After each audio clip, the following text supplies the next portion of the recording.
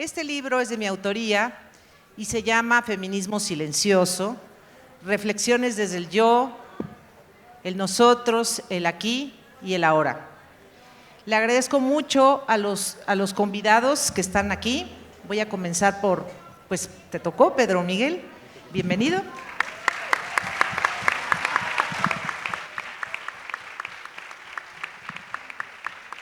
Por aquí está Raquel Serur.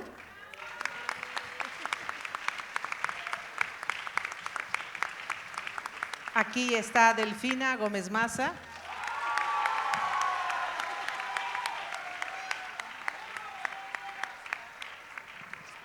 Sigue Verónica Velasco.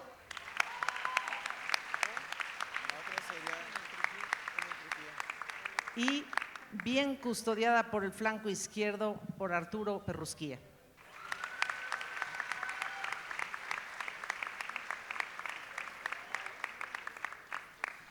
Muchas gracias y a manera introductoria no puedo dejar pasar por alto decirles que es un placer estar en la plaza pública.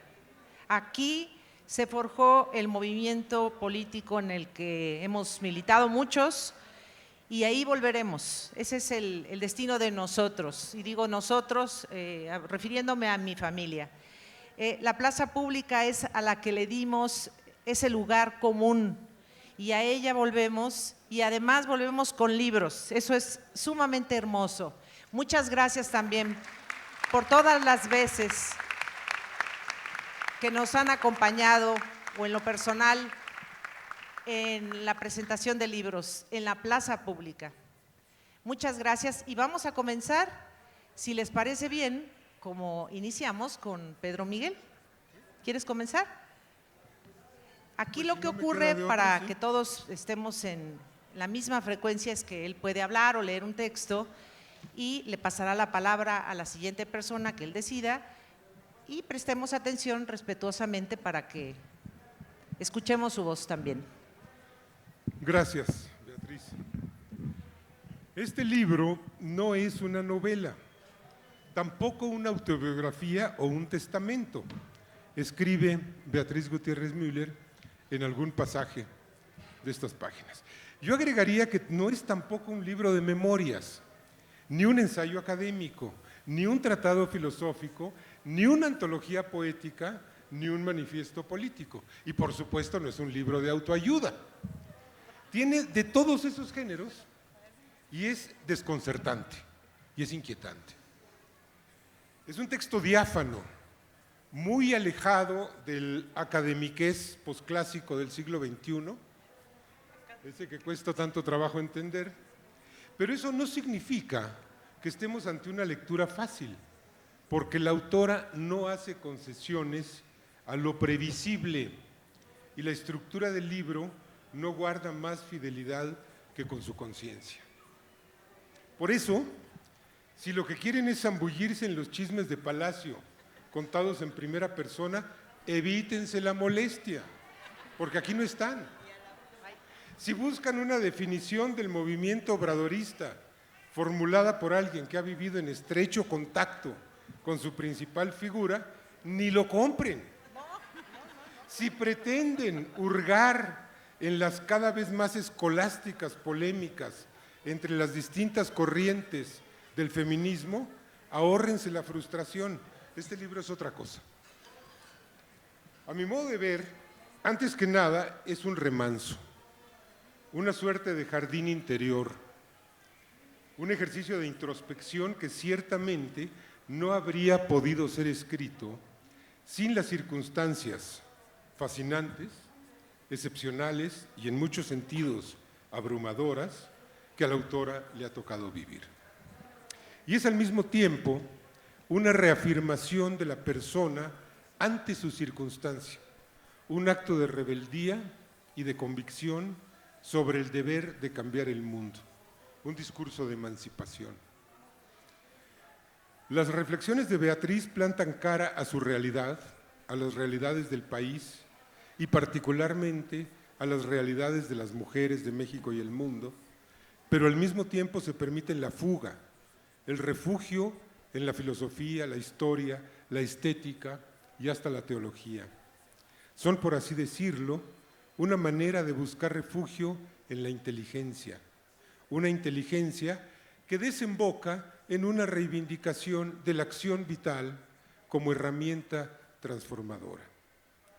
Por encima de consignas hueras, del estruendo de las descalificaciones y el balido de las consignas cuando el colectivo se degrada hasta convertirse en rebaño. El libro desgrana de manera fascinante la tensión permanente entre el yo colectivo, porque no somos nada sin los otros, con la defensa sin concesiones del individuo y su soberanía. Esa defensa es irrenunciable si se aspira a instaurar la igualdad verdadera entre mujeres y hombres, porque si bien es cierto que unas y otros comparten opresiones políticas, económicas, culturales, mediáticas, religiosas y sexuales, no debe olvidarse que para las mujeres hay una opresión adicional doble que se ejerce por medio de su constelación familiar y afectiva personal. Otra tensión que busca solución en estas páginas es la que existe entre las convicciones políticas y sociales de la autora y su determinación de no impulsarlas mediante su vida familiar y de pareja, la cual paradójicamente la sitúa en un protagonismo que ella no desea. Su búsqueda en torno a lo que en psicoanálisis se conoce como transferencia se relaciona con un afán de desmontar la asociación en automático con su marido, el cual, por pura casualidad, resultó ser el presidente de la República y no cualquier presidente, de esos que se olvidan, porque es un honor estar con Obrador.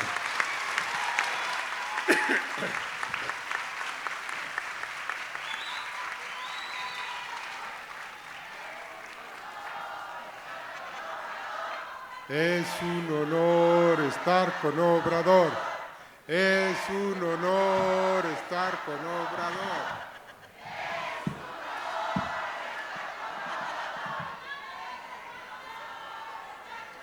Cito, dice la autora, en 2018 decidí sumarme al nuevo escenario y tracé una ruta, la anoté, que consistía en apoyar desde la cercanía necesaria, pero con el distanciamiento que estoy convencida debía guardar a la institución presidencial. Durante el gobierno, como es natural, he recibido un sinfín de peticiones e intervenciones y por convicción y también porque la Constitución establece el derecho de petición, me he esforzado por atenderlas. No soy funcionaria gubernamental, empero los ciudadanos tienen la libertad de suponer que soy el medio conveniente para hacer una solicitud. Entonces, yo asumo que el deber moral de canalizar las autoridades correspondientes, si es lícita, se formula de manera respetuosa y si es posible. ¿Puedo contar un chisme? Sí, claro, todo. Cuando el señor presidente era presidente electo, me pidió alguna tarea y fui a su casa de Tlalpan, de la Toribio Guerra, y le dije, oye, ¿podemos hablar un poquito hacia afuera? Y le dije, oye, Beatriz y tú deberían hacerse un favor a ustedes y hacerle un favor al país y abolir la figura de primera dama. Y me dijo, pues si ya lo decidimos, ya lo habían decidido.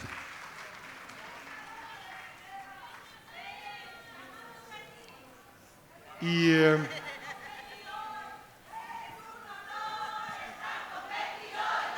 es un honor estar con Betty hoy. Es un honor estar con Betty hoy. Y entonces, ella ya había formulado, me entero en el libro, por dónde transitar, siendo la esposa del que iba a ser presidente de la República sin ser primera dama. Aporté lo que pude, sin obligación alguna. No todos lo entendieron, incluso dentro del gobierno, porque para muchos la transferencia, es decir, esta manera de vincular en automático a una persona por su relación amorosa con otra e identificarlas como si fueran la misma, esa transferencia siguió activa y les pareció que era mi deber ayudarles a hacer bien su trabajo. Me acostumbré en consecuencia a aclarar cortésmente, y a veces ni cortésmente, que no soy empleada gubernamental, que tengo mi propio trabajo y profesión. Pero la transferencia generalmente ha sido para mal, y Beatriz fue convertida por las cloacas de la política y del periodismo en uno de los blancos favoritos de las invectivas, calumnias e imprecaciones contra el presidente. Ante la miseria moral de los enemigos de AMLO, porque él no los considera enemigos sino adversarios, pero ellos sí que lo consideran enemigo, pues si les ha quitado sus privilegios. No somos iguales. Ante todo eso, la autora de este libro ha dado una respuesta ejemplar y ha construido un baluarte de dignidad fundamentado principalmente en el silencio y en la inteligencia.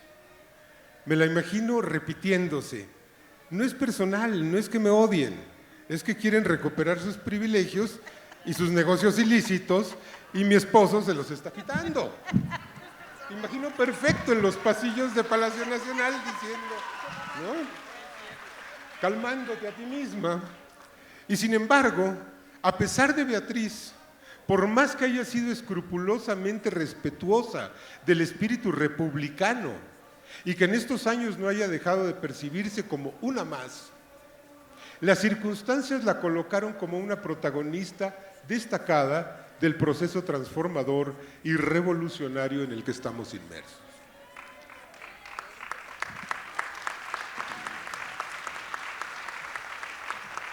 No solo por lo que hizo, sin apelar a atribuciones excepcionales ni a facultades extraordinarias a favor del patrimonio cultural, sino sobre todo porque ha sido clave en la abolición de una figura importantísima del antiguo régimen, la primera dama.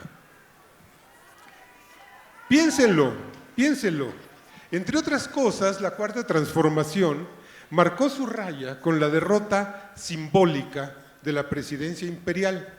Así la bautizó uno de sus principales beneficiarios, ¿no?, de los apapachados. El 1 de diciembre de 2018, el país amaneció sin residencia oficial de Los Pinos, sin Estado Mayor presidencial y sin primera dama.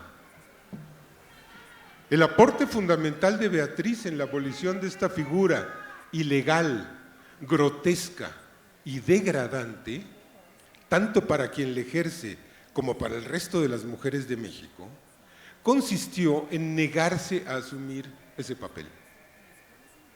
Pero la inercia de la tradición es enorme y no fue suficiente con rechazar el título y las potestades, sino que la ha colocado en el lado de la resistencia.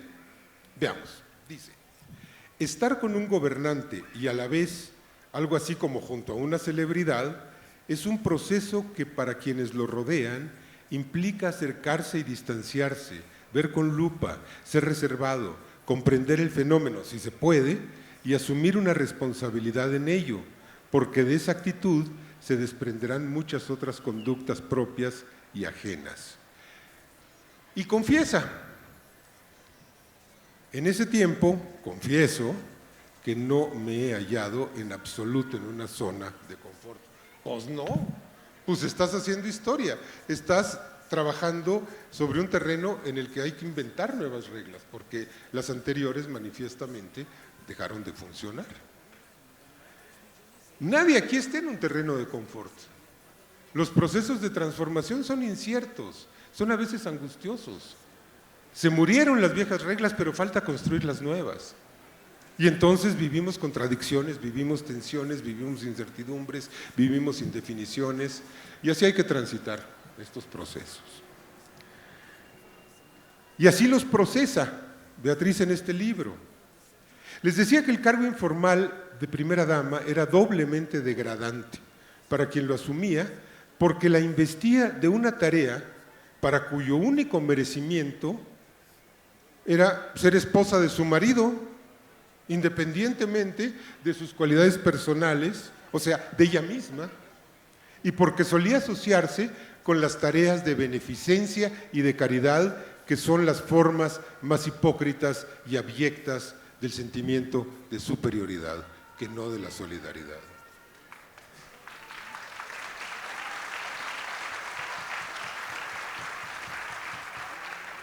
Pero primera dama también es ofensivo para el resto de las mujeres, porque en automático las convierte en seres de segunda. Todo eso sin considerar que el vocablo dama suele tener una connotación clasista y muy moralina. A ver, fíjense, ante la expresión de es que es toda una dama, ¿qué piensan de contrario? ¿Qué adjetivos se les vienen a la mente para describir lo contrario a esa expresión, es que es toda una dama? Bueno, es una expresión terrible. Desde luego, pienso que la tarea de demoler esa figura, al menos en el plano de las vivencias personales, es una tarea mucho más complicada y agobiante que la de cerrar los pinos. Abrirlos al pueblo. O abolir el Estado Mayor Presidencial. Beatriz lo ha hecho, y no solo lo ha hecho, sino que ha construido a partir de esa experiencia un libro que prescinde de los chismes de palacio, evita el sensacionalismo y elude la victimización para desembocar de manera luminosa y diáfana en el mundo de la reflexión, de las ideas y también, desde luego, a la acción. Entre ser primera dama y ser ella misma, Beatriz eligió lo segundo y creo que debemos agradecérselo.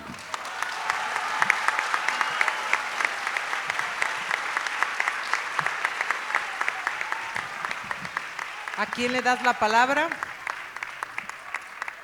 Déjame comentar nada más una cosita que me encantó. Preguntar? A ver. Gracias.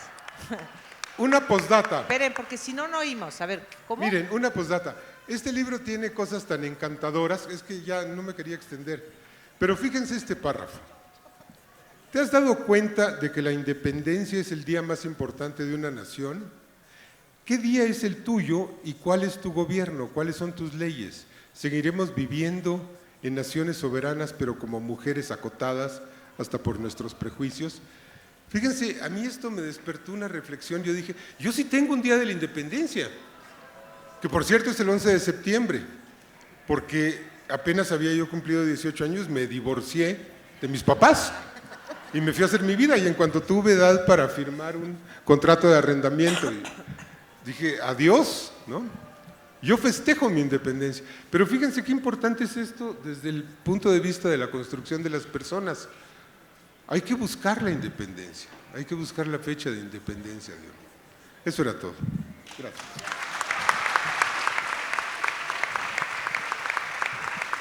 Seguimos con Raquel, ¿te parece? Gracias, Beatriz. Bueno, muy buenas tardes tengan todas y todos ustedes. Tengo un texto que escribí a partir de la lectura del libro.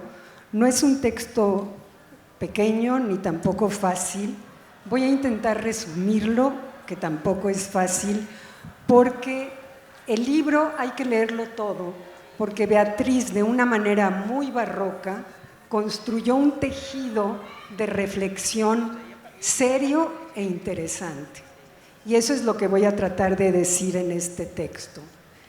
La primera pregunta que surge es ¿desde dónde escribe Beatriz Gutiérrez Müller?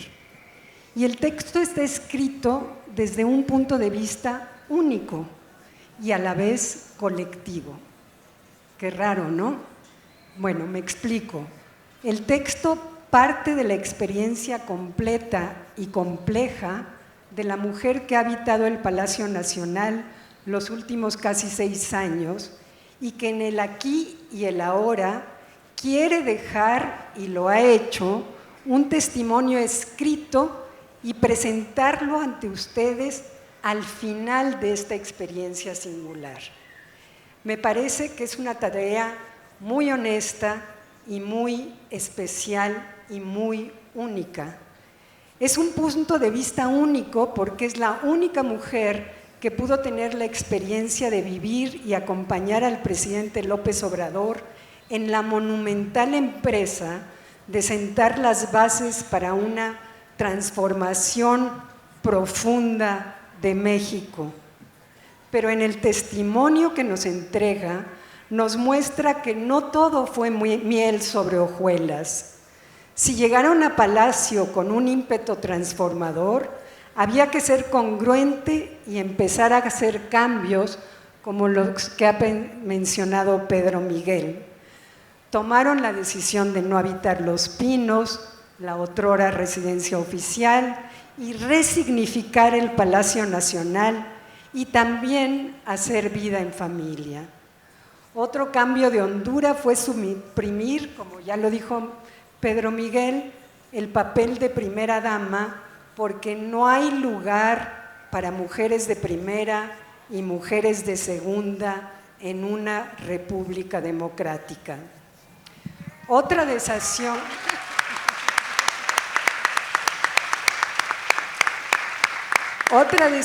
que toma Beatriz, y no menos importante, fue a la de asistir a actos protocolarios que el presidente López Obrador le encomendara, pero, y aquí es algo muy importante, no dejó de lado su vida, su trayectoria académica y sus logros individuales. Con la convicción feminista de no abandonar su vida profesional y sus aspiraciones académicas para convertirse en lo que también ya dijo Pedro Miguel, la tradicional primera dama de México. Beatriz tuvo en claro desde el inicio que su labor como luchadora social entraba en otra fase y que su feminismo no sería silenciado, pero sí sería silencioso, como el de muchas otras mujeres mexicanas que han marcado la historia de México.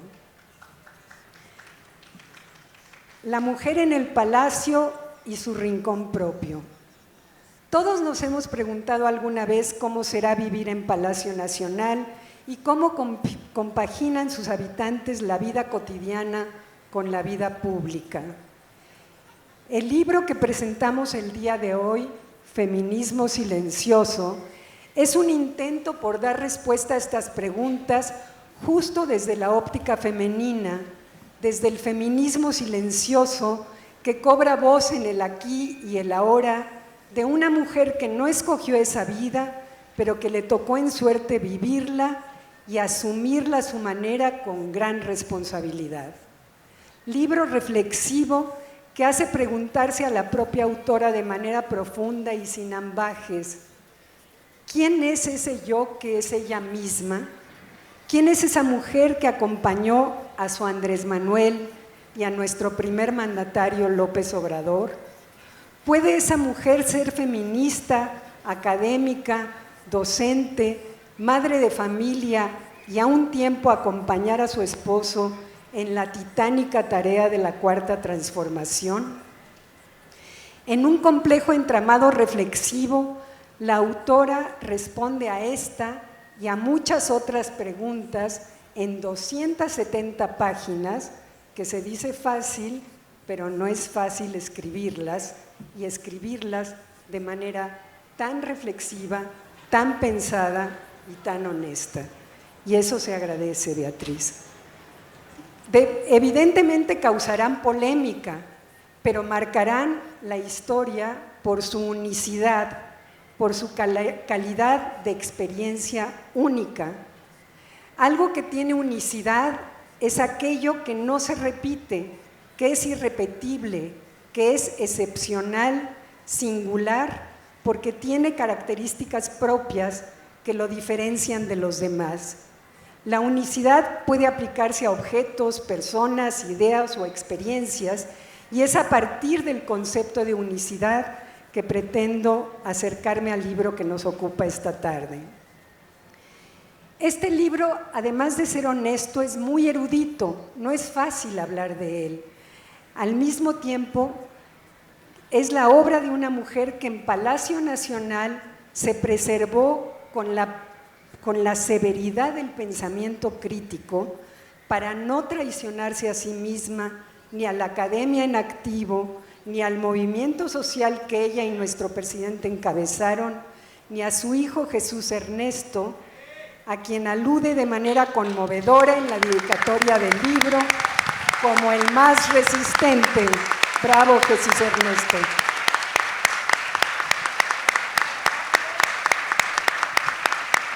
Es un libro que nos hace pensar en el feminismo desde ciertas nociones como la resistencia, la transferencia o el silencio, sobre las que quisiera decir algunas palabras. ¿Cómo dialoga feminismo silencioso con otros feminismos? Para Beatriz Gutiérrez Müller, como para muchas otras mujeres, no hay una sola forma de ser feminista, aunque se tenga una o varias causas en común.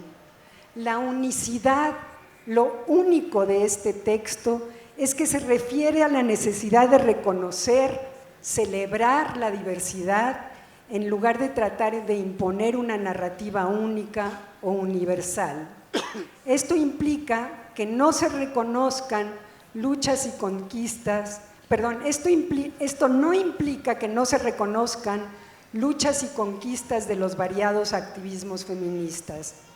La unicidad en este sentido implica reconocer que las mujeres tenemos historias, necesidades y deseos diferentes, valorar la individualidad y la singularidad de cada mujer en la compleja historia de México, un país que lleva a cuestas una historia colonial, y evitar así la homogeneización de las experiencias femeninas y sobre todo promover la inclusión y la diversidad dentro del feminismo. La autora sugiere que cada mujer tiene sus propias luchas, desafíos, logros y que estas historias deben ser reconocidas y valoradas, nunca ignoradas o ninguneadas en las batallas por causas comunes. Sintetizando, la unicidad en el feminismo silencioso apela a la necesidad de reconocer y celebrar la diferencia y a un tiempo crear vasos comunicantes entre la unicidad y las narrativas dominantes y activas de la lucha feminista. Insertarse, como ella misma lo dice en el libro, en el soy y somos al mismo tiempo. Unicidad y comunidad. No nos confundamos, la unicidad no es sinónimo de individualismo. ¿Cómo entonces se vinculan unicidad y comunidad? Beatriz Gutiérrez Müller plantea la resistencia como forma de lucha. Para ella, la unicidad de las mujeres que han hecho historia en México previene precisamente de su capacidad de resistencia. El sostén que da soporte a la resistencia siempre ha sido una causa que contiene a la causa de las mujeres, pero que la rebasa. La autora se refiere a la causa que proviene de la necesidad de luchar por una patria más libre, más democrática, y en el devenir de esa historia ir transformándonos con ella. Ardua tarea. Un ejemplo de mujer resistente que me ha impresionado y que se consigna en el libro y que les invito a todos que la lean para que escuchen cómo relata Beatriz Gutiérrez Müller el caso de Juana Belén Gutiérrez de Mendoza. Nos dice la autora, refiriéndose a las mujeres mexicanas que no se arredraron y resisten, y aquí cito las palabras de la doctora Beatriz Gutiérrez Müller. Fueron resistentes sin pedir a cambio fama, ni diplomas y esculturas, ni escribir en los grandes recintos su nombre con letras de oro. Seguirá habiendo mujeres de roble detrás de cada transformación y lucha. mi más alto respeto para ellas, las ignoradas, las desconocidas, las olvidadas.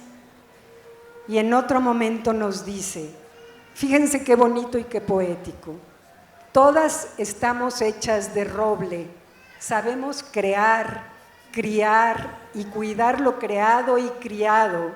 Somos la tierra donde germina la semilla, somos el agua que mueve los océanos, somos el aire que despeja montes, somos el fuego que arde, sabemos extinguir el fuego, mover agua. Las mujeres mexicanas somos un yo, un nosotros, una naturaleza, una circunstancia, un aquí y un ahora. Nuestra capacidad de adaptación sobrepasa cualquier límite. Esta es nuestra naturaleza, la responsabilidad, la atención, la resolución de cualquier problema. Somos la cara frente al problema. Este huye de nosotras si lo echamos.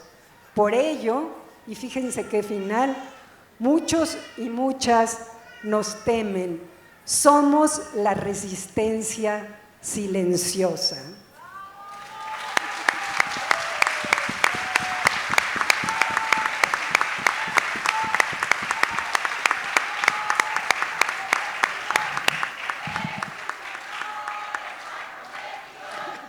Es un honor estar con Betty hoy.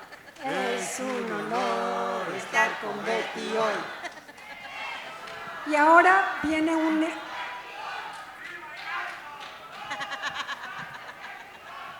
Ahora paso a un apartado que titulé Injuria y Silencio.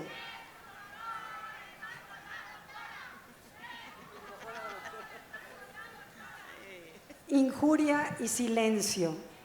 Junto al concepto de resistencia, Beatriz Gutiérrez Müller trabaja el silencio como otra forma de resistir. Si bien el lenguaje que en el libro cobra un merecido protagonismo tiene una vertiente liberadora, también cuenta con una variante oscura. Puede tornarse en herramienta de sometimiento, de sujeción. Lo vemos con frecuencia y por todas partes. El lenguaje puede aprisionar, cercenar libertades, convertirse en barbarie y destruir o rebajar el valor o la dignidad. Puede ser justificativo de la prohibición, del no tienes derecho a hablar, del no puedes decir. Es entonces cuando la palabra se convierte en descalificación, en incapacitación, en intolerancia. Esa palabra infamante, dura, que lastima, que duele, que nos resta valor y nos quita dignidad, se llama injuria. Y ha sido quizá uno de los dispositivos de exclusión más eficaces que hemos padecido las mujeres y, por supuesto, todos los diferentes, los que no entran en la normatividad, los que la normalidad, entre comillas, rechaza. En nuestro ensordecedor presente, donde prevalece un bullicio incesante, el silencio, nos muestra Beatriz, es una fortaleza y tristemente ha sido devaluado. El silencio, nos indica la autora, es una forma de protesta frente a la injuria. Si bien no podemos subestimar la injuria que ha tomado como medio de expresión al descarnado escenario de las redes sociales, en donde cualquier persona puede ser cancelada o incluso destruida, el silencio reflexivo, que implica escribir un libro como este silencio reflexivo es quizá la única opción que fortalece la opacidad de resistir sin rendirse. Aunque la injuria sea ostentando una patente de corso e imponiendo su régimen de impunidad, en la tierra de nadie de la comunicación instantánea. Es el silencio el que le permitió a la doctora Gutiérrez gestar este libro, permitiéndonos entrar a su ser más íntimo y pensante, donde elaboró con inteligencia en el silencio creativo y poderoso que es la palabra escrita. Gracias por ello, Beatriz. ¿Sigo? ¿Quieren que siga Raquel? Sí, es muy inteligente. Vamos, Raquel. Y después, si quieres, le pasamos a Arturo para que se prepare. Sí. Me voy a saltar unas partes para no tomar el micrófono todo el tiempo, porque Pedro Miguel habló de la transferencia. Solo quiero decir algo en relación a la transferencia, en las propias palabras de la doctora Gutiérrez Müller, porque es muy importante que sepan lo que ella piensa de la transferencia. Transferencia es pasar algo de un lugar a otro. Y en el caso singular, único, de Beatriz Gutiérrez Müller, ella ha sido transferida. Es decir, cuando alguien se acerca, y aquí van sus palabras, dice…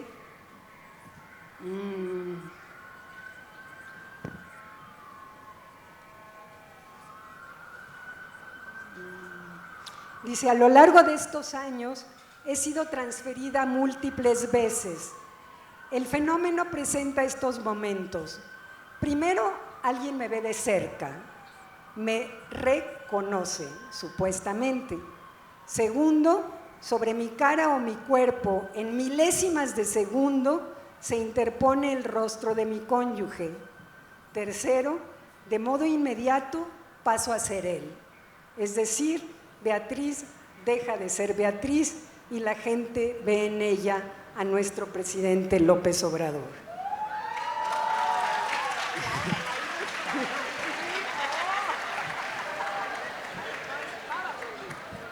Dice ella, mi yo, y escuchen bien porque esto es muy importante y nos pasa mucho a las mujeres, mi yo es relegado, se me impone otro, y sobre este nuevo yo se montan todo tipo de elogios, maldiciones, desprestigios, favores, milagros, ocurrencias, enigmas, pecados, vítores, complacencias, aplausos y un sinfín de energías.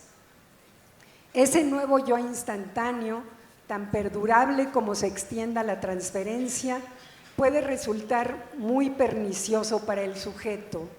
Ya hablé antes de lo contrario, puede rendirle también muchos beneficios. Y dice, me las arreglo para no dejar de vivir mi vida con normalidad y pasar desapercibida. No hay nada que contestar ni alterarse, solo dar las gracias. Esa linda palabra del español. Enseguida, deshacerse de la transferencia para que el ego quede de nuevo en su lugar y no permitir encumbramientos inmerecidos, tampoco, obvio, humillaciones inicuas.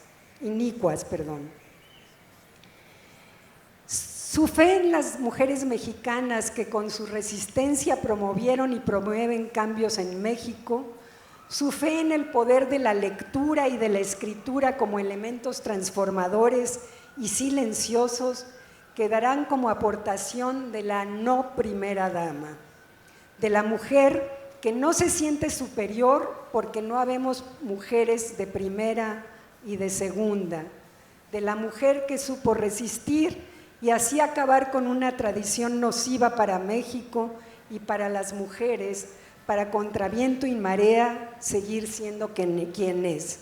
Beatriz Gutiérrez Müller, mujer, esposa, madre, académica y escritora.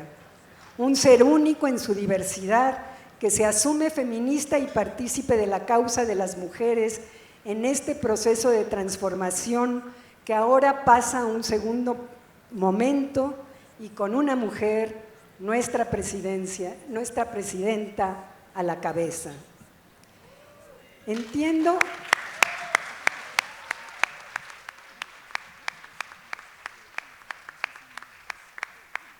Entiendo el feminismo silencioso, el de nosotras, muchas mujeres, como aquel que se construye día a día, el que practican miles o millones de mujeres cotidianamente, sin la visibilidad y la atención mediática que sí recibe el feminismo parlante. Estoy convencida de que ambos conviven, construyen, edifican y aportan, uno con la acción tenaz, reservada y perseverante, el otro tal vez con estridencia, con poco o mucho ruido, pero ambos pueden construir una única voz, o una suma de voces más bien, que insuflen fuerza a causas comunes. La interrogante que subyace en el texto y que podríamos guardar en la memoria al leerlo es la siguiente: ¿es el feminismo silencioso la contraparte necesaria del activismo feminista?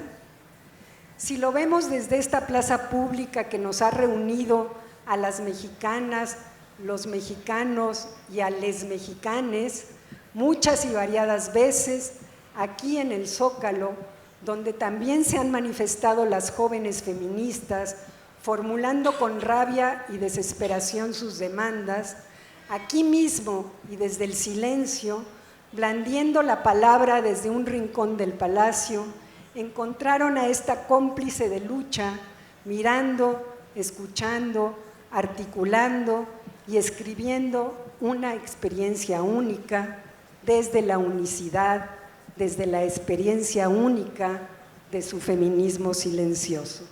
Gracias, Beatriz.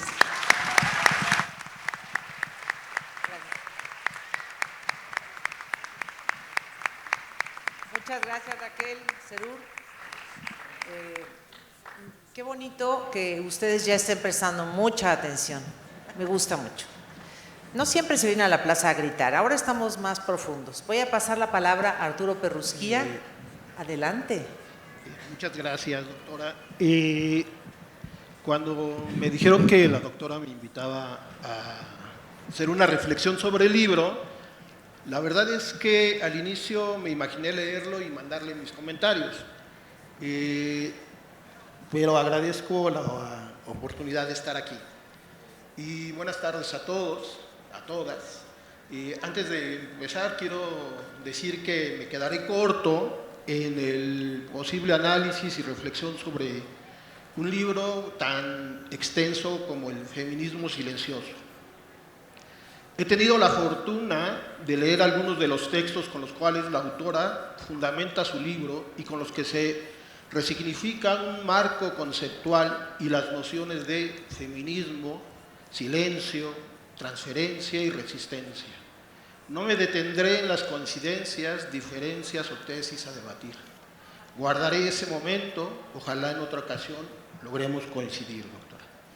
En ese momento, baste decir, de manera general, que la autora deja ver en su libro su dominio sobre dichos temas. La obra, en su conjunto, ofrece una idea de unidad donde todos y cada uno de los elementos y referencias conceptuales guarda una estrecha relación el uno con el otro. Nada está escrito de forma azarosa o por antojo. Cada idea, cada frase y cada apartado está fuertemente justificado en el corpus de la obra, cuya escritura, por cierto, teje con sencillez y soltura y muestra el dominio del tema que transita y entrelaza marcos de referencia teóricos, filosóficos, como Aristóteles, Heidegger, Sartre, Habermas, Bakhtin, o psicólogos como Vygotsky, Piaget, Carl Jung, así como historiadores, antropólogos, sociólogos y lingüistas. En la obra consigue entrelazar de manera natural fragmentos de experiencia con dichos aportes teóricos metodológicos, lo cual facilita entender sus premisas. Si bien el abanico teórico emociona, a mí me emocionó más leer cómo logra una sinergia entre ellos y evade en todo momento el caer en un eclecticismo y mantiene un holismo teórico-metodológico que admiten una lectura fluida. Él o la lectora no hallará un lenguaje oscuro, rebuscado y lleno de tecnicismos. Es un libro para todos y para todas. Dicho lo anterior, les comento que las ideas y reflexiones sobre el silencio fueron las que me hicieron cavilar mucho.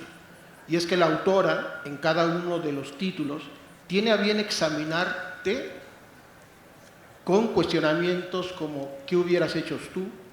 ¿Cuál sería tu reacción? ¿O de qué manera ofrecerías una solución a X situación? ¿Por qué el silencio?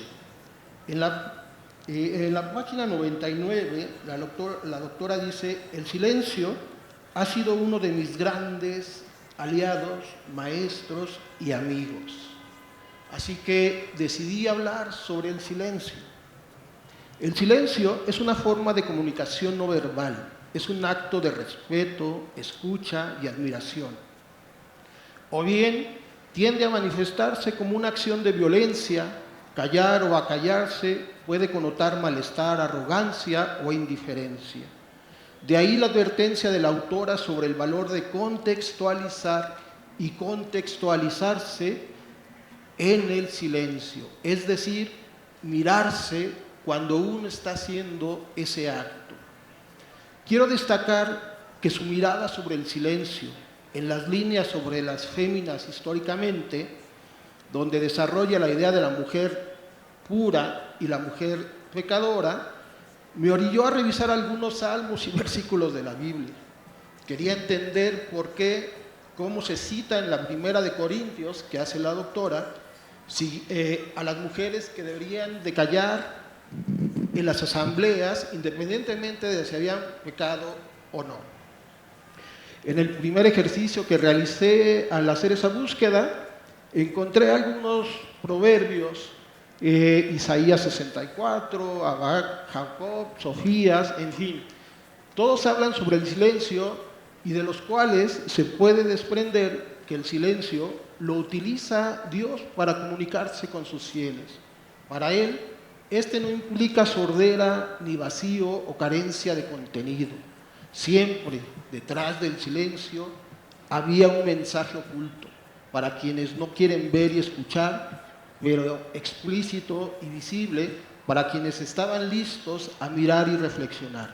Sin embargo, en ello no se justifica por qué la mujer debería callar y el hombre era el que tenía que hablar. Otro de los argumentos que me atrapó de la lectura es el que versa sobre la transferencia y que ahora tiende un puente con la idea del silencio. Y es que la autora muestra lo que es actuar de forma estoica, y me explico. Los estoicos, o para los estoicos, el silencio era una herramienta que les concedía reflexionar y discernir lo que estaba bajo su control y lo que no.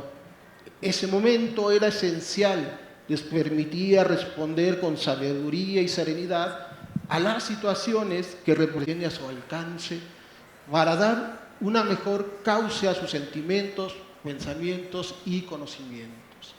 La invitación no es sencilla. En un mundo dominado por los sonidos y un exceso de oralidad, considerada necesaria e indispensable, se dificulta incursionar en nuestro ser. Si lo hacemos, consideramos que nos hemos alejado del mundo, un mundo que distrae y ahuyenta la emergencia de regresar a ti, de mirarte, de conocerse a uno mismo. El silencio nos vuelve nada.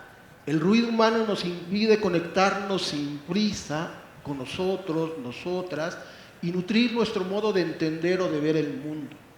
La autora es clara cuando enfatiza que no se trata de dar la espalda a la palabra, de no alzar la voz con fuerza y contundencia cuando el momento así lo demande.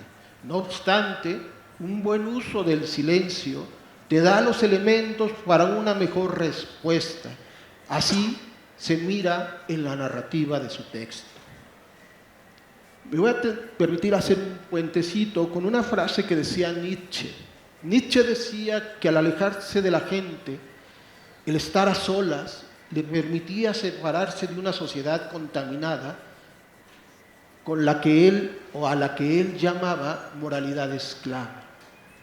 Un sistema de valores que condiciona a la persona y los convierte en ovejas dóciles. Me parece que lo que comparte la doctora Müller en torno al silencio y al hablar del feminismo silencioso es ir precisamente contra ese sistema. Ella muestra cómo el silencio le permitió y nos podría permitir desarrollar palabras y discursos que no estén vacíos ni llenos de mentiras. El silencio, nos lo muestra, debería permitir crear nuevos valores individuales, sociales y sistémicos, como en el caso del patriarcado. El silencio, sí, pero no ser silenciado o silenciada, callada o callado, con el propósito de ser ignorado. A lo largo de la obra, como una experiencia de vida, la autora nos muestra cómo es posible conocernos a nosotros mismos, abrazar y arropar nuestra individualidad, pero sobre todo reflexionar cómo queremos vivir nuestra vida. Lo anterior implica dejar de percibir el silencio solo como algo negativo. Debe ser superado, evitado e incluso reprobado y reprochado si se mira así. Es necesario mirarlo más de cerca, es lo que hace ella. Tratar de entender la importancia de los silencios y descubrir que ellos no solo se usan para realizar alguna evasión o confrontación, sino que juegan un papel importante en la introspección y autoconocimiento. En efecto, ustedes escucharon silencios, y hablo de los silencios porque dentro de la estructura polisémica del término, en un artículo titulado The Semiotics of Silence, se describen 10 tipos de silencio a los cuales nos enfrentamos cada día. Y la clasificación es la siguiente. No me voy a detener a describir cada uno de ellos, lo dejo a su imaginación, pero me sirve para continuar con el texto. Hay un silencio prudente, hay un silencio artificioso, hay un silencio complaciente, hay un silencio burlón, hay un silencio inteligente, hay un silencio tonto. Bueno, la traducción es estúpido, pero no lo quería decir. Hay un silencio aprobatorio, hay un silencio despectivo, hay un silencio del humor y hay un silencio diplomático. El feminismo silencioso, desde mi lectura, nos muestra y nos pone enfrente de un silencio prudente, inteligente, diplomático, y me atrevería a decir que en algunos momentos de humor. Lo que hace la doctora Beatriz Gutiérrez Müller con estos 4 tipos de silencio es imprimir una nueva forma de comunicar no solamente a nosotros, para nosotros, sino de compartir su vasta experiencia. Su texto enriquece el uso y el dominio de la palabra, que dicho sea de paso, la coloca como uno de los ejes principales de su propuesta, como ya lo leí. De hecho, me parece que la pone por encima de las nociones de transferencia y resistencia, pues al hacer una lectura entre líneas, estos 2 conceptos son rebasados cuando explica la importancia de entender que el ser humano, hombre o mujer, tiende o será dueño o dueña de sí misma cuando practique un silencio elocuente y persuasivo, no el silencio de la mudez o el acallamiento, un silencio que después te lleve a una rebeldía reflexionada, estructurada y cuyo fin sea detonar cambios profundos, no solo en la persona, sino también en la sociedad. Por lo tanto, cuando el silencio es elegido, es cuando la creatividad florece, es donde ideas nuevas y revolucionarias pueden surgir, y es este libro. Es donde se puede romper las expectativas, normas impuestas por la sociedad o de aquellos llamados o autollamados grandes pensadores. La doctora Beatriz encontró en el silencio la fábula que encendió nuevamente su obra. Pero, sobre todo, es importante enfatizar que no lo idealiza, que reprueba de manera categórica el silencio generado por un sistema sexista y machista. no lo considera como la panacea tampoco o la solución universal, pues un silencio, no bien manejado e insuficientemente reflexionado, es una trampa peligrosa que conduce a la alienación, al aislamiento o a la sumisión. La clave, yo así lo leo, reside en encontrar un equilibrio, saber cuándo necesitamos retirarnos al silencio y qué tipo de silencio es menester vivenciar. Si deseamos conectar con los demás y lograr en conjunto un acto de resistencia o una forma de rechazar la superficialidad de las interacciones, las palabras vacías y las conferencias y transferencias compartidas. Un silencio prudente e inteligente, diplomático y de humor, es decir, un silencio elocuente y persuasivo que involucre al yo sin negar al o la otra, admitirá las interrogantes a las normas sociales, facilitará explorar quiénes somos y de qué estamos hechos. Para la doctora Beatriz, el silencio ofrece un terreno para la creatividad, para el crecimiento y para modificar nuestra forma de ser y de actuar. En suma, la autora nos dice que el silencio puede ser maestro, una guía para la vida más plena y significativa. Un silencio no pensado o entendido como aislamiento o soledad, como callarse o dejarse callar. La resignificación de la noción de silencio como una nueva forma de entender y hacer uso de un concepto es un regalo, doctor.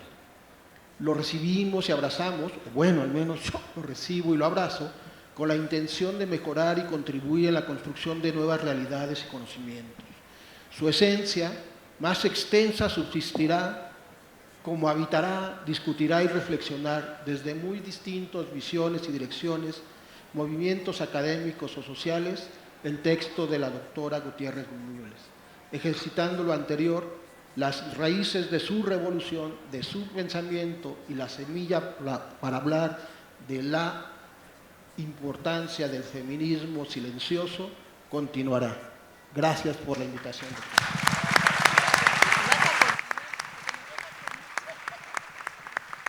Gracias, Arturo Perrusquía. Estos eventos donde se presentan libros tienen como propósito capturar a los futuros lectores. Creo que lo vamos logrando, ¿no? Que me da mucho gusto. Y la idea también, desde luego veo unos libros por ahí, es que si ya lo compraron, lo lean, porque aquí vamos a escuchar, ya vieron el talante de los presentadores, su profundidad, se ve que es un libro que les dijo, ¿me lees bien?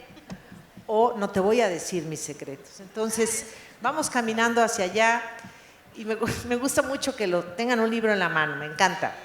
Eso, por allá también. Vamos a continuar avanzando. Lo vamos a hacer después. Vamos a continuar en esta plática todavía, o mitad plática, mitad disertación, con Delfina Gómez Maza. A ver qué nos dices. Gracias. Buenas tardes a todas, a todos ustedes. Miren que el poder compartir con ustedes estas reflexiones que se generan y producen al dar lectura y analizar el contenido de este libro, Feminismo Silencioso, es lo primero que quiero agradecer a la doctora Beatriz Gutiérrez Müller, autora de este libro. Gracias por permitirme vivir esta experiencia, porque algo que ha dejado esta transformación es no solamente aperturar cuestiones ideológicas, sino también crear espacios de ejercer un derecho que muchas de nosotros no lo había tenido. Y por eso te agradezco mucho este espacio que generosamente me permites. Y bueno, les comparto que al dar lectura al título, Feminismo Silencioso, pues sí me generó una inquietud de por qué silencioso. Si por lo que se ha luchado como mujer es por ser escuchadas en todo lo que tenemos que decir, en propuestas, en emociones, en inquietudes, en reclamos y en muchas otras cosas. Y esto me despertó más el gran interés de cómo iba a abordar este tema la doctora. Y sorpresa, al iniciar la lectura me percaté que es un libro que hace reflexionar desde el primer párrafo, partiendo de lo que es la autenticidad y precisando que en toda acción que realizamos, todos y cada uno de nosotros, es producto del tiempo, del momento y de la circunstancia en la que nos encontramos. Y de esta manera ejercemos nuestra libertad, pero aunado a ello también nos hace reflexionar acerca de la responsabilidad y además también considerar el costo que puede tener nuestras decisiones y nuestras acciones. El contenido de este libro de verdad que evoca ideas desde grandes filósofos, Aristóteles, Platón, de Vygotsky, psicólogo, de Ludwig, lingüista, y sin perder de vista también grandes luchadores sociales como Felipa Velázquez, quien fue enviada a las Islas Marías precisamente por ser una luchadora social. Pero también enuncias a una compañera secretaria de Cultura, de Gobierno en tu libro, aquí Alejandra Fraustro, y de verdad que eso me hace y me emociona, porque algo que no pierde la doctora en esta obra es su autenticidad. Es una de nosotras. No estuvo, no se fue a la nube como muchas se van, y por eso yo sí me siento de verdad muy con esa proyección, porque tú hablas desde el fondo de muchas mujeres, hablas de la transferencia, hablas precisamente del silencio, hablas de lo que es escuchar y que a veces también muchos de nosotros no lo hacemos. Y por eso yo invito a todos ustedes a que lean este libro. La autora me hizo desvelarme varias noches, porque nos traía de un lado para otro. Para poder entender una situación o una acción teníamos que regresarnos precisamente para poder entender por qué el silencio. Y ¿saben qué? Ya lo entendí. Y efectivamente el silencio es una manera de demostrar quizás nuestra rebelión o nuestra situación de decir, con mi silencio te digo todo. Y muchos lo hacemos. Entonces yo agradezco mucho porque nos has hecho reflexionar. Pero también me parece muy interesante algunos conceptos que tú manejas, que me pareció así muy interesante en lo que se refiere a lo que es el silencio como una parte de feminismo silencioso o silenciado. Y creo que para muchas de nosotras ha sido un feminismo silenciado, que no nos habían dejado hablar, que simplemente nos señalaban por la manera en cómo vestíamos o cómo nos dirigíamos o por el origen. Y entonces eso permite que podamos tener esa voz. Y por eso yo traigo un texto, pero yo quiero aprovechar mejor preguntarle a nuestra autora que está aquí y que nos pueda conceder de verdad esas reflexiones.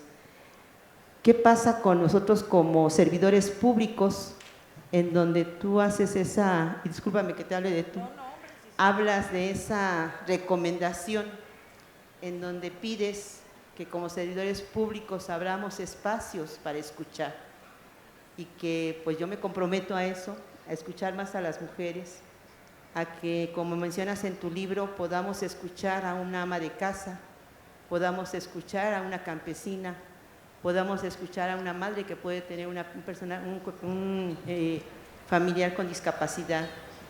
Y este libro que tú nos ofreces y que de verdad yo lo agradezco de todo corazón y que no me cansaré de leerlo, y así que se lo recomiendo porque de verdad que está buenísimo. Les va a traer como para acá y para allá, pero ¿saben qué nos permite? Reconocernos. En este libro nos podemos reconocer muchas de nosotras y por qué no también muchos de nosotros. Y por eso yo preguntaría, doctora, aprovechando que está aquí usted. Bueno, esa es la libertad, ¿verdad?, la que nos ayuda mucho. ¿Cuál sería o cuál fue lo que te motivó a realizar esta obra? ¿Y qué nos pedirías a nosotros como sociedad, como mujeres? ¿Qué nos pedirías para poder dar continuidad a esta lucha que tú, desde tu gran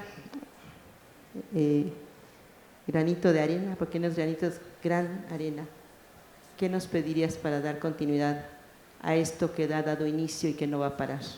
Muchísimas gracias, de verdad te agradezco, y sí me comprometo a, no con palabras, sino con hechos, a seguir luchando por esto que inició con esta cuarta transformación. Muchas gracias.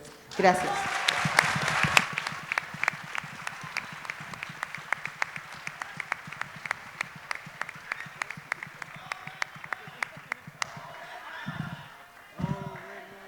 Es una gran gobernadora, sí, sin duda.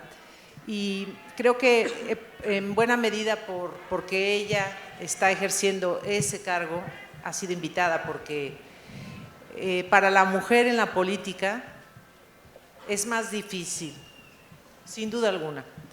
Las mujeres en la política mexicana son el blanco favorito de las otras mujeres y de los hombres, de los medios, de los grupos de poder, de los grupos que intentan tener el poder que tienen otros. Y creo que Delfina, y no es que nos estemos ya dando coba tú y yo, pero creo que Delfina es un muy buen ejemplo de una mujer de lucha que ha tenido que remontar una, 2 veces, 3 veces, no sé cuántas, desde qué edad, para ser reconocida por lo que es, y es una gran mujer. Yo no voy a hablar de elecciones, eso es otro tema de otro día. Ella es una gran mujer, y una mujer como muchas, y allá ya están algunas, y allá atrás otras más, allá más, mujeres que han tenido que enfrentarse a esa adversidad por el simple hecho de ser mujeres.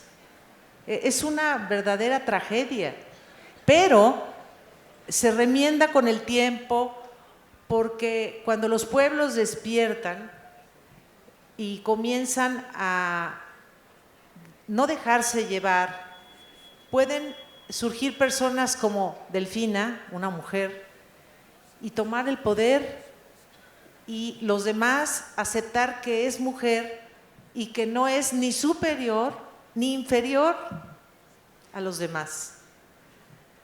Y ella ha tenido, como muchas mujeres públicas, políticas, del medio artístico, personas muy públicas, ha tenido que padecer estos ataques misóginos, machistas, que no solamente vienen del mundo masculino.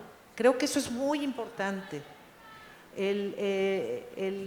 Los que están en contra de las mujeres como Delfina es porque quizá ni siquiera están de acuerdo consigo mismos y tienen la necesidad de culpar a otros de sus fracasos. Delfina no ha creído esa historia y por eso está aquí. Para responder a tu pregunta, me gusta porque es como el final de las películas que ya se acerca, y como yo no pedí estar en la esfera pública, yo me voy a retirar de igual modo, sobre todo de la esfera política, no es lo mío, y aunque fui pública o soy pública por razones ajenas a mi voluntad, me retiraré silenciosamente también para vivir con toda la prudencia que me caracteriza lo que resta de mi vida. Y una prudencia pública, porque a lo mejor dentro soy muy imprudente todavía. Y está muy bien que viva internamente imprudente y que siga siendo una eterna inconforme y que proteste a mi manera. Y respondiendo a tu pregunta, las personas que quedarán en la esfera pública, política incluso, ojalá que escuchen más. En la política se da por hecho que el instrumento principal es el verbo. Está muy bien, hay que convencer, pero los políticos y las políticas, y sobre todo los que llegan al poder, tienen que escuchar más de lo que han escuchado. Así de simple, no hay para dónde ir. Ahí está la verdad. esa verdad de hoy o la de mañana. No se puede imponer a ningún ciudadano lo que un gobernante desea llevar a cabo. Eso no puede ser más. Porque no estamos, los demás, no estamos pintados, no existimos solo para llenar un auditorio. Somos tan personas como quien nos gobierna. Somos tan persona como quien nos representa.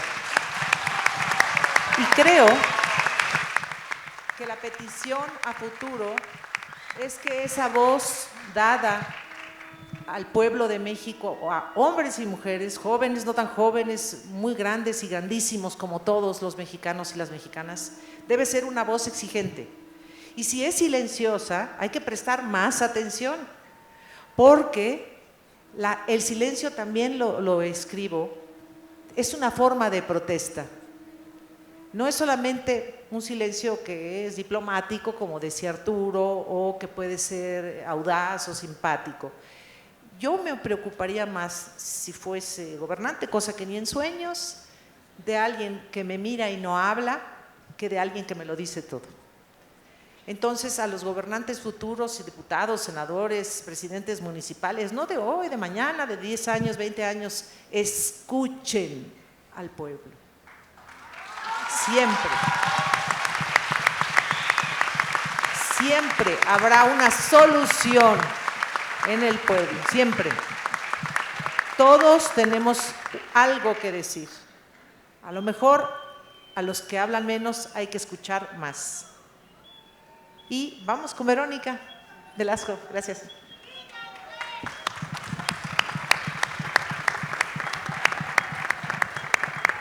Muy buenas tardes. Muchas gracias. Gracias, doctora Beatriz Gutiérrez Müller, por la invitación.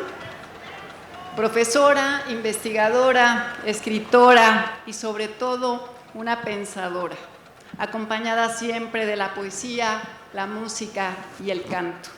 Es una alegría y un honor compartir con ustedes algunas reflexiones esta tarde y consideraciones sobre tu más reciente libro, Beatriz.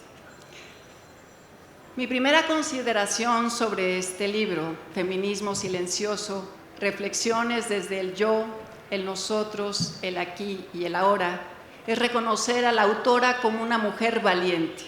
Publicar un libro, pese al escrutinio y por momentos escarnio público, al que se ha visto sometida y expuesta por el hecho de ser la esposa del presidente, requiere de coraje. Beatriz Gutiérrez Müller habla por sí misma. Así es desde que la conozco. Construye su propia narrativa, el relato de sí misma. No cede la palabra, la toma. Y a través de reflexiones sinceras, complejas, profundas, nos comparte sus experiencias, dudas, interrogantes, episodios, aprendizajes, decisiones. Es un testimonio razonado, dice Beatriz, producto de su personal participación en movimientos sociales y un singular rol que le tocó o el azar puso en su camino para responder sí, adelante. Con esa determinación ha vivido y abrazado grandes causas de nuestro tiempo como la democracia, la justicia, el compromiso social, la inclusión, la igualdad, la paz. Y también ha luchado y cantado por la revolución pacífica que vivimos en México, emprendida por su compañero. Beatriz Gutiérrez Müller comienza el libro advirtiéndonos sobre lo que no vamos a encontrar en él y su propósito de escribirlo. Cito: desde el inicio advierto, si alguien espera encontrar en mis palabras dictados provenientes de otras bocas, lo mejor es que abandone este libro. La autora es responsable y nadie más. No hay fusión de pensamientos, no hay autor tras telones. Si esto se entiende desde el principio, enhorabuena. Tampoco es un libro con pretensiones académicas. Para este libro me he propuesto no consultar marcos teóricos contemporáneos sobre el feminismo, porque el propósito de aportar mi propia noción de conformidad con mi pensamiento, lenguaje y circunstancias se movería hacia la especialización. Y este ensayo no es académico, sino divulgativo. es bastante circunstancial. Me interesa pues que cualquier mujer u hombre se encuentre aquí con meditaciones comunes y corrientes como las que tiene la mayoría de las mujeres. Este volumen nació en la práctica y pretende generar una referencia teórica. Es mi aportación a la teoría y movimientos feministas con énfasis en mi propuesta de un feminismo silencioso. Beatriz Gutiérrez Müller elabora un complejo entramado de reflexiones e ideas, unas veces entrelazadas y otras, como ella dice, son una miscelánea de ideas circundantes. Desde las primeras páginas, la autora hace una reflexión sobre la importancia de afirmarnos como personas únicas, singulares e intransferibles. Debemos ser conscientes de nuestra individualidad, que no individualismo. Y como individuos irrepetibles, tampoco podemos ser sin la humanidad entera, como ella dice. Escuché alguna vez a una mujer de una comunidad indígena llamarle a esta comunión entre el yo y las otras personas nosotridad. De cada uno de los temas tratados en la primera mitad se podría escribir un libro entero. Antes de entrar al concepto de feminismo silencioso, me parece pertinente resaltar la distinción que hace Beatriz entre el feminismo silenciado y el feminismo silencioso. No son lo mismo. El feminismo silenciado es el que proviene de afuera, de un poder, una persona o un sistema autoritario. Está por encima de las personas. Y el feminismo silencioso nace del interior. Es una elección tomada en libertad. Entremos en materia sobre el feminismo silencioso. Beatriz Gutiérrez Müller habla de sí misma desde su propia mirada y experiencia y nos lanza un desafío provocador. Feminismo silencioso. De inmediato el título me planteó al menos dos preguntas. ¿Puede hablarse de un feminismo silencioso cuando el feminismo ha sido, por sobre todas las cosas, gritar las desigualdades y violencias que hemos sufrido las mujeres a lo largo de la historia? ¿Y cómo hablar de un feminismo silencioso si la premisa fundamental del sistema de dominación patriarcal está basada en silenciar a las mujeres? El silencio se presenta de diversas formas. No existe uno solo. Cita la doctora Beatriz a un autor, Leoncio Taipe, que menciona diversos tipos de silencio: el prudente, el artificioso, el complaciente, el burlón. Sin embargo, existe un tipo de silencio que desde mi punto de vista es el que nos propone la doctora Gutiérrez Müller.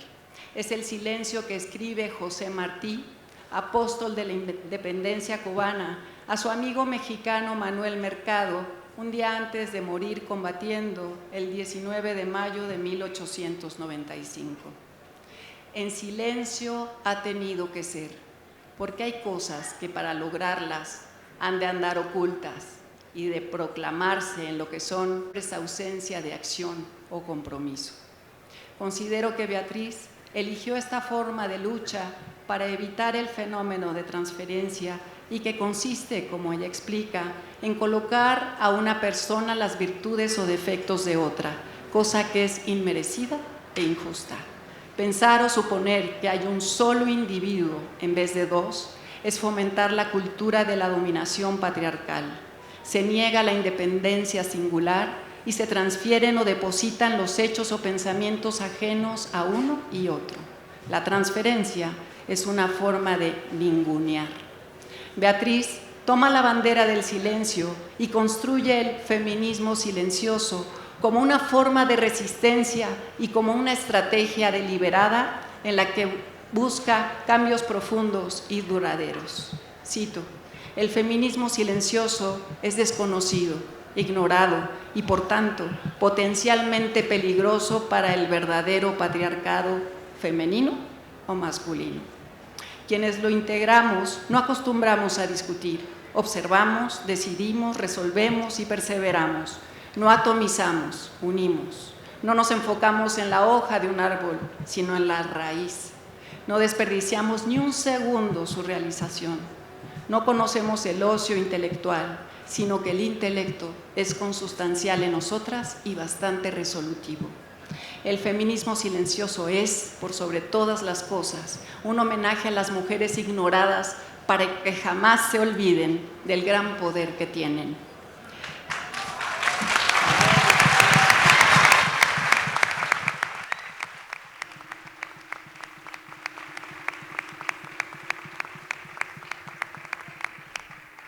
El feminismo silencioso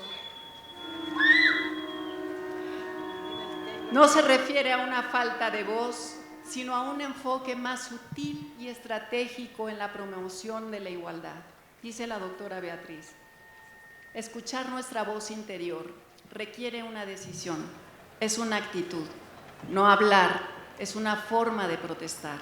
El silencio es altamente expresivo y por ello, a todas luces, subversivo, distópico, revolucionario. Ella sabe muy bien que una revolución pacífica es resistente y usa el silencio a su favor. Un activismo no violento es creativo, conoce de tiempos, de planificación y unidad. Tiene una visión de futuro y sabe que para lograrse, como decía Martí, en silencio ha tenido que ser. Dice poéticamente Beatriz, los resistentes silenciosos aprendemos a mantener firmes los dos pies a costa de la humillación, porque sabemos que hay intereses superiores a nuestros cuerpos o singularidades, y no podemos doblar las piernas creyendo que la daga va con nombre y apellido. El feminismo silencioso, desde mi punto de vista, también es un discurso disruptivo. Deja de lado cualquier discusión intelectual o académica sin ser beligerante contra ningún feminismo. Nos dice Beatriz, si lo que expongo resta a una causa, mejor callar. Si suma, hay que estudiar bien cuándo se dice, de qué manera, para quién y con qué objetivo. El feminismo es toda acción a favor de nosotras. Beatriz fija la postura de suma y no de resta.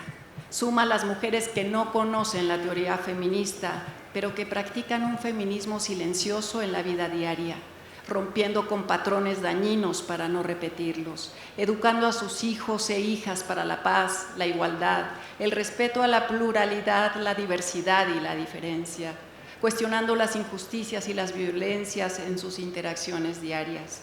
Con todo ello, las practicantes del feminismo silencioso contribuyen activamente a desmantelar estructuras de opresión sin protagonizar necesariamente grandes eventos o ser reconocidas públicamente. El feminismo silencioso puede ser menos visible, pero es esencial para seguir avanzando en la revolución de las conciencias. Cito, describía a la mujer mexicana como un motor poderoso del país que aporta todos los días, a veces en silencio, o a través de acciones aparentemente invisibles. Sigo pensando lo mismo. Es más, la mayor parte de las mujeres mexicanas hace grandes cosas sin tener un micrófono o un foro donde lo explique o lo publicite. Me sumo a ellas. Por esta situación es que el silencio o las acciones aparentemente invisibles adquieren un sentido vital para mí. Solo una vez durante la campaña presidencial en 2018, Beatriz se decidió a hablar en un mitin en Minatitlán, Veracruz. En su discurso hizo una propuesta trascendente y, como dijo el presidente en aquel entonces, fue pronunciado con su soberana independencia y su absoluta responsabilidad.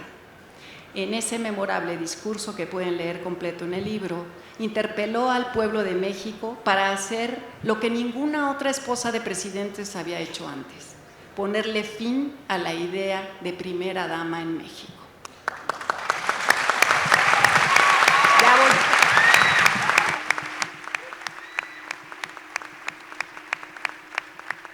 Cito, con todo respeto a las mujeres que han actuado antes con ese papel, decir primera dama es algo clasista. No queremos que haya mujeres de primera ni de segunda. Tampoco queremos que haya hombres ni de primera ni de segunda. Todas y todos somos iguales, hombres y mujeres.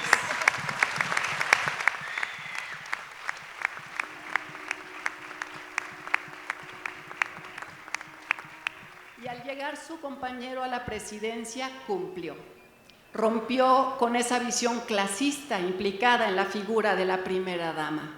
Rompió con el sistema de privilegios y la idea de pareja y familia presidencial.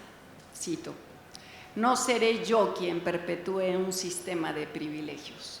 El artículo 80 de la Constitución señala que el poder ejecutivo recae en una sola persona, de modo que el poder presidencial no debe ser de una familia ni de un matrimonio. Los mexicanos votan por una persona, no por sus vínculos afectivos y personalísimos. La compañera de un presidente debe participar en todo lo que pueda hasta un límite. Una esposa es compañera, para nada una sombra complaciente, silenciosa o dócil ante un sistema que perpetúa las desigualdades. Una compañera está en las buenas y en las malas, al lado, atrás, adelante, pensando y haciendo de manera crítica y constructiva y haciendo lo suyo también. Beatriz Gutiérrez Müller es la primera esposa de un presidente que desafía usos y costumbres del sistema político presidencial que imponía a las mujeres funciones proyectadas de antemano para ellas. Beatriz no tenía a quién seguir. Nunca se había cuestionado la estructura patriarcal presidencial que decidía lo que deben ser y hacer las esposas de los presidentes. Sin embargo, estaba decidida a no aceptar el estereotipo de primera dama, convencida del poder dominante y clasista que esta figura representa. Cito: a la figura de la primera dama no corresponde a la realidad mexicana hoy. La figura de primera dama, además, si no es ilegal, no es legal. Tampoco es democrática. La esposa de un dirigente gobernante debe ser convidada de piedra. La primera dama en México es para mí un anacronismo antagónico a una república democrática del siglo XXI como lo es la nuestra. Y así, con los pies bien firmes y teniendo como carta de navegación su ética, sus principios, sus ideales, sin renunciar a su profesión, a ser madre, a procurar a su familia, a sus sueños personales, diseñó la forma de estar y acompañar al presidente de un modo alternativo en el que se aprecia dignidad, convicción, integridad y libertad. Termino estas consideraciones sobre el feminismo silencioso, reflexiones desde el yo, el nosotros, el aquí y el ahora, con la parte final del libro de la doctora Beatriz Gutiérrez Müller, en la que se refiere al feminismo y al humanismo como un binomio inseparable y que nos da la fuerza interior que necesitamos para orientar nuestros pensamientos, sentimientos y acciones y con ello construir una nueva forma de convivencia social. Cito algunas frases de Beatriz donde delinea el humanismo feminista. Una mujer humanista es consciente de sus actos y por lo tanto responde a ellos. Si somos lo que decimos y lo que hablamos, es imprescindible revisar una y otra vez nuestro propio comportamiento ante nosotras y los demás. Es insostenible esta contradicción. De adentro hacia afuera soy una, de afuera hacia adentro otra. ¿Qué no puede hacer una mujer humanista? Actuar de modo racista, clasista, soberbio y autoritario. No se puede opinar ni obrar si solo nos mueven los prejuicios y las pasiones. Para algo es el pensar. El feminismo humanista por el que hay que abogar hoy no difiere mucho de los principios del pasado más remoto. Es amor, igualdad y libertad. Y Beatriz va más allá. Pone el foco, como ella dice, en el vórtice donde nace el huracán. Todas las personas somos iguales, pero no somos tratadas como iguales. Esta es una de las causas raíz de la transformación que estamos viviendo en México y aunque se ha avanzado muchísimo estos 6 años, tanto que tendremos por primera vez una presidenta,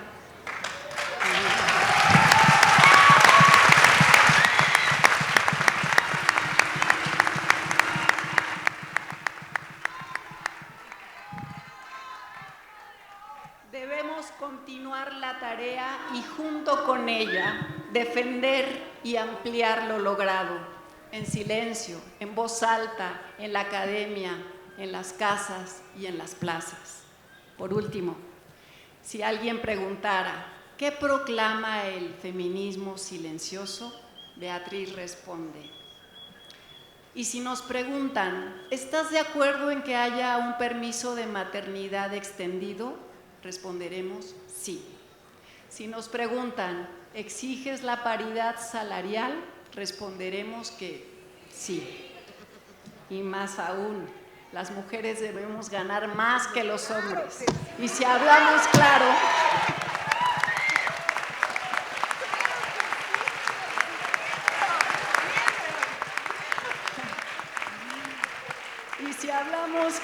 porque realizamos cuando menos un trabajo doméstico todos los días, en silencio y sin remuneración alguna.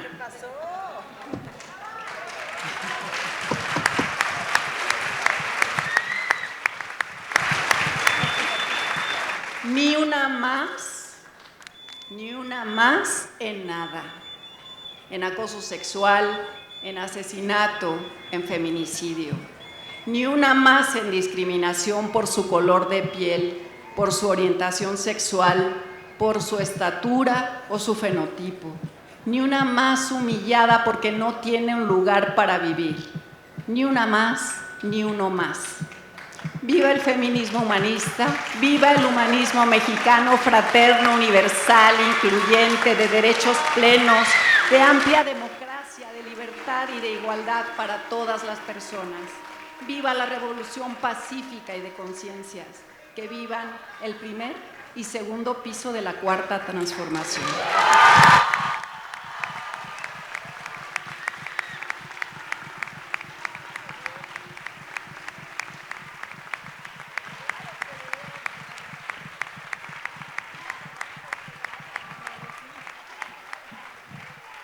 Querida Beatriz, querido presidente, gracias infinitas. Hasta siempre.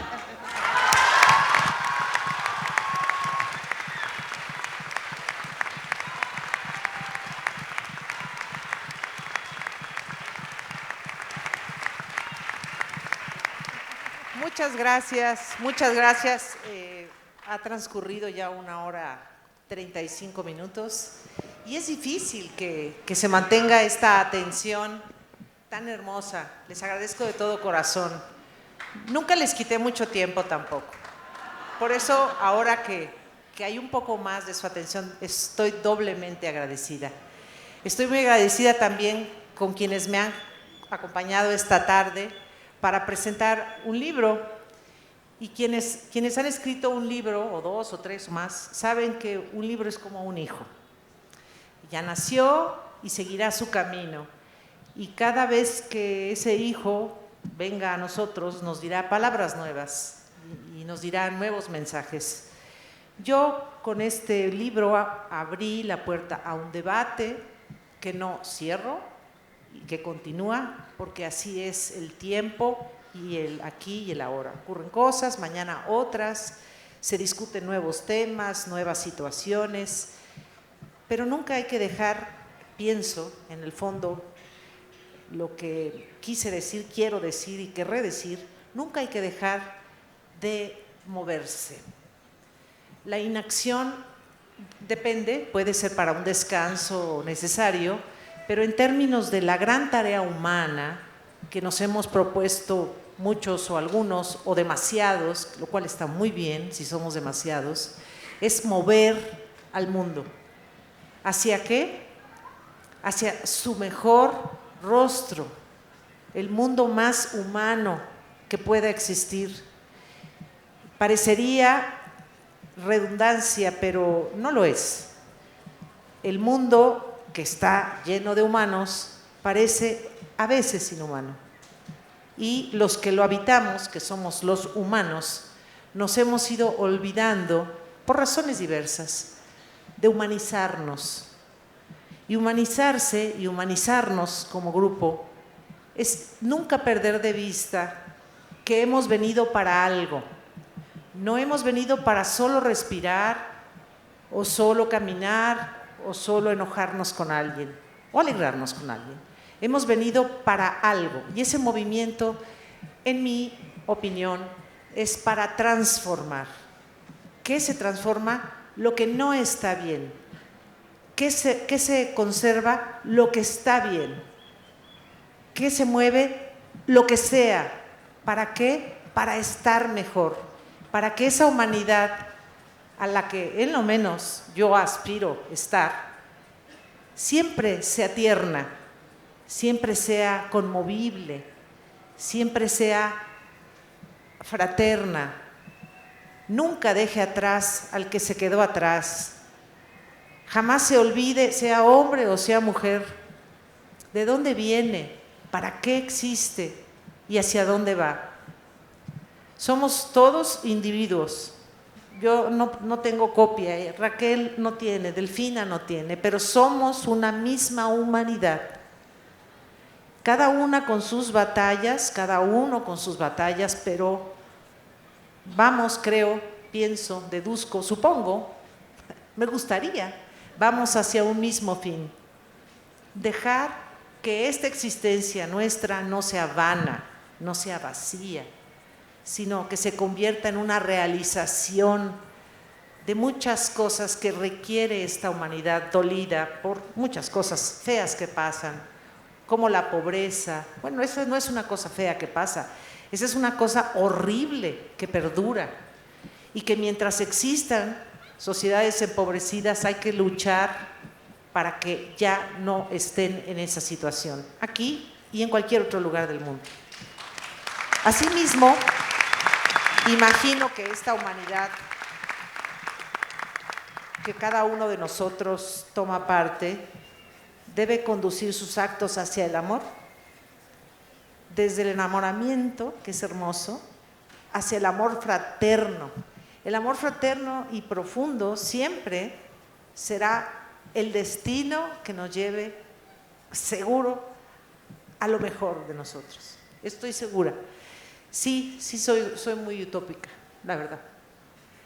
Pero por eso aguantamos, porque vamos atrás de los sueños, sin descanso. Y a todos los luchadores silenciosos, sobre todo, porque hoy es un homenaje a los que no hablan mucho, como yo. En lo público, porque en lo privado sí platico. Y luego me paso. Pero a los que somos soñadores y queremos de verdad un mejor mundo, una buena estrategia es nunca olvidar para qué estamos caminando, independientemente de si somos comprendidos o no. Sean infranqueables, sobre todo las mujeres, porque de hecho a veces de convidar los sueños se los tumban los envidiosos. Compártanlo poco para que logren mucho también. Y a todos los que están aquí, que vinieron por el gusto que les haya dado Pedro Miguel o Raquel o Delfina, Arturo, Verónica, o por curiosidad o por el libro de ustedes. No importa, nos unimos, fíjense qué hermoso momento y fotografía se está haciendo aquí. Nos unimos en algo muy pacífico, haciendo encomio a la palabra que nos fraterniza a todos y al mismo tiempo compartiendo pedacitos desde el cielo terrenal.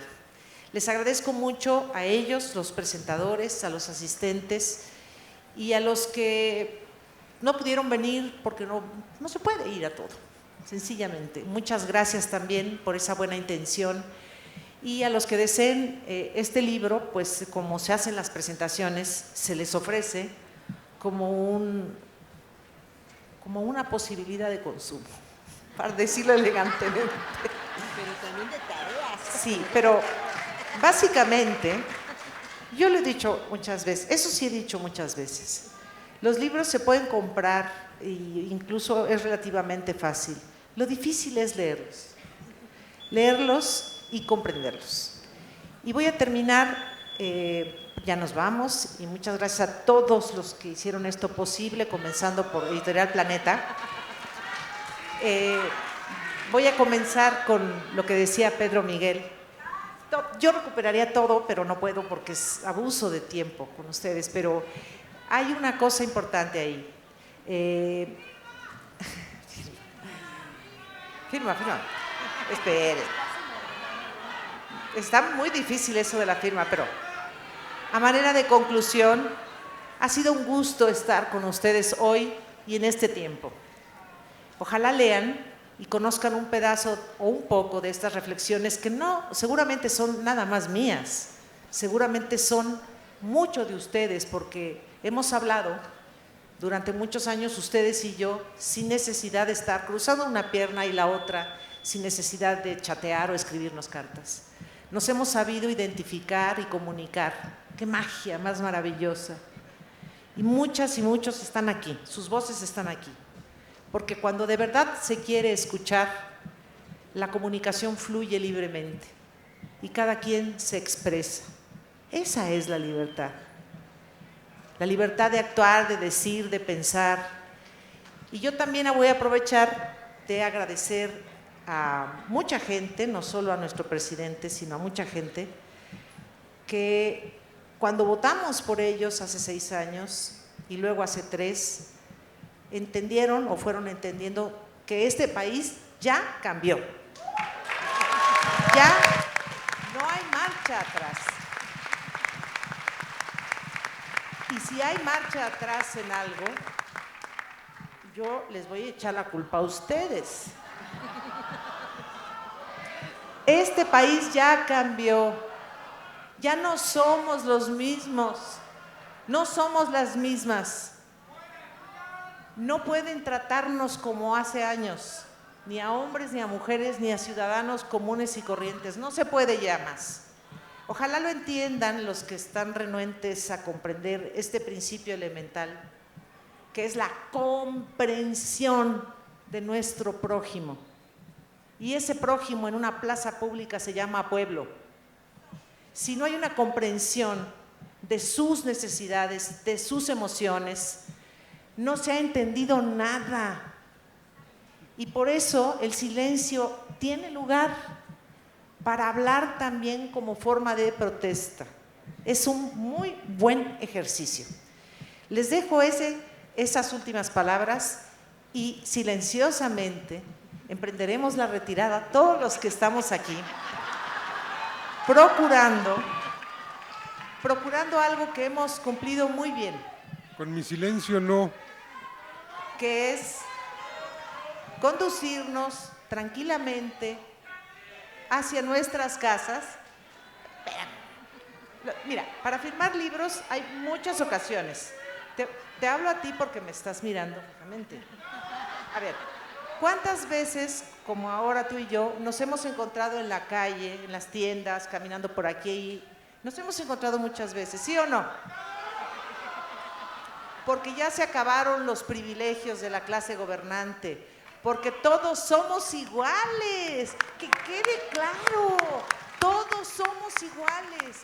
Y esos libros los vamos a firmar no hoy porque creo que le daríamos mucha lata a la policía, pero se van a firmar porque nos vamos a seguir viendo en las calles, en el transporte público, en los salones de clase, en donde está la vida del diario.